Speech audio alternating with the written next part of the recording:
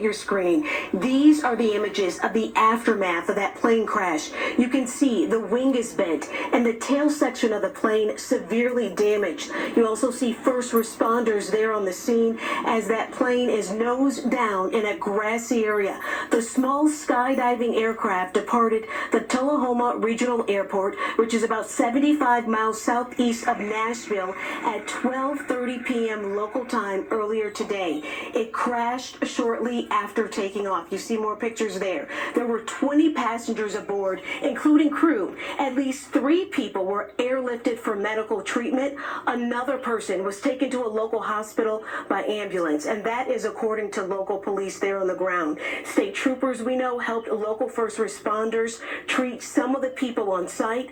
Authorities have not released the ages of the passengers, but say most walked away with minor injuries. And as of right now, there were no fatalities. Of course, the FAA will investigate this crash. If you have any information about the passengers, you are encouraged to check with local authorities. And just moments ago, we did receive an update, I'm looking at it here, from a spokesperson with Vanderbilt University Hospital confirming they have 3 to 4 patients who were involved in that crash. Hallie? Adrian Broadus, thank you. Dangerous weather tonight, threatening millions of people across the south and east in what could be yet another round of deadly and destructive storms. Ryan Chandler reports from Dallas. Tonight, a severe storm system churning out at least 1 tornado at the Oklahoma-Texas border, with huge swaths of the U.S. in the danger zone during a weekend of wild weather. Oh my gosh! An astonishing supercell in New Mexico, turning the sky dark. And this tornado touching down in Missouri, spinning 105-mile-per-hour winds for nearly 5 miles, damaging dozens of buildings and downing trees and power lines. The string of storms turning deadly since yesterday. Georgia's governor says 1 person died due to severe weather there. Another death confirmed in Mississippi. And in Boston today, an eerie haze as smoke from Canadian wildfires blankets parts of New England. Chief meteorologist Rick Mitchell with our NBC station in Dallas says the worst weather could come to parts of Oklahoma and Texas in the middle of the night, and that could be more dangerous. It's those people that go to bed at 9:30 and it's doing nothing, and then all of a sudden, bam, a tree goes through a window, wakes them up. Those are the folks that, I have concern. Ryan Chandler is joining us now from Dallas. And Ryan, even after tonight, places farther east will see some intense weather too. That's right, Hallie. The risk continues into Monday. Some 40 million people from Atlanta to Pittsburgh could be at risk for wind gusts up to 65 miles an hour. Hallie? Ryan Chandler, thank you. The countdown now just hours away from President Trump's controversial travel ban going into effect at midnight. Aaron Gilchrist has more on what to expect and who it will affect. Tonight, the Trump administration preparing to block potentially tens of thousands from entering the United States. At midnight, a new ban on travelers from 12 mostly African, Asian, and Caribbean countries goes into effect. Nationals from 7 additional countries will see new limits too. Why now? I can say that it can't come soon enough, frankly. We want to keep bad people out of our country. President Trump announced the ban last week, citing the need to protect citizens from terrorist attacks and other national security or public safety threats. But human rights organizations like Amnesty International have blasted what they call a blanket ban that constitutes racial discrimination under international human rights law.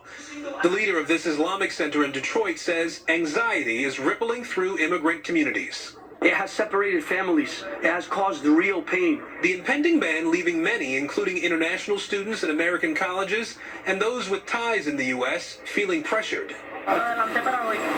It's better to be safe than sorry, the Savannah resident told us about returning to the U.S. earlier than planned. And while travelers flock to airports, humanitarian organizations are loudly sounding the alarm about the ban's potentially deadly consequences. Our waiting list right now has over 300 children. Owen Robinson's International Cardiac Alliance had plans to bring this 8-year-old Haitian girl to Ohio to treat 2 heart defects. Every single surgical slot that we lose in the United States means that a child is going to die of heart disease. A young girl and other children like her now in limbo. Aaron Gilchrist is joining us now from the Atlanta airport. And Aaron, the travel ban in the president's first term faced legal challenges almost right away. It seems this time around the administration tried to learn from that. Yeah, Hallie, we haven't seen any legal challenges just yet, and this time around the Trump administration has really taken care to tie this ban to specific national security concerns. For example, saying that Sudan and Somalia have inadequate screening and vetting measures in place for travelers from those places. Hallie? Aaron Gilchrist in Atlanta, thank you. Overseas tonight, a brewing international showdown potentially, with Israeli officials promising to stop an aid boat with climate activist Greta Thunberg on board from reaching Gaza as soon as tonight. Our Claudio Lavanga is tracking the movements there. Claudio, good evening.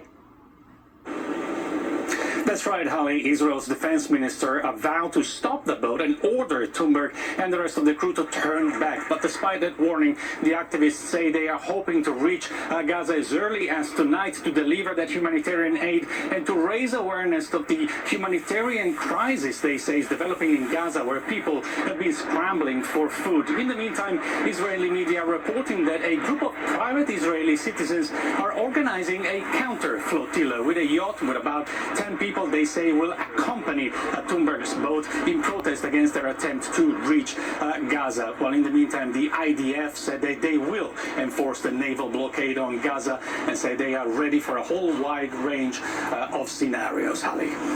Claudio Lavanga, thank you.